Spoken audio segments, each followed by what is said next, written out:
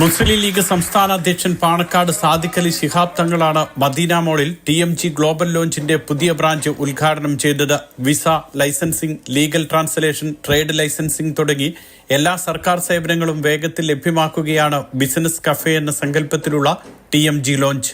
Chairman Thameem Abubakar, director Sharafuddin Kanneth, general manager Biju Rahman, Akbar, EK Abubakar Haji, Shamsuddin bin Muhiyuddin, Ashraf Thamarassery, Nisar Thalangara തുടങ്ങിയവർ പങ്കെടുത്തു.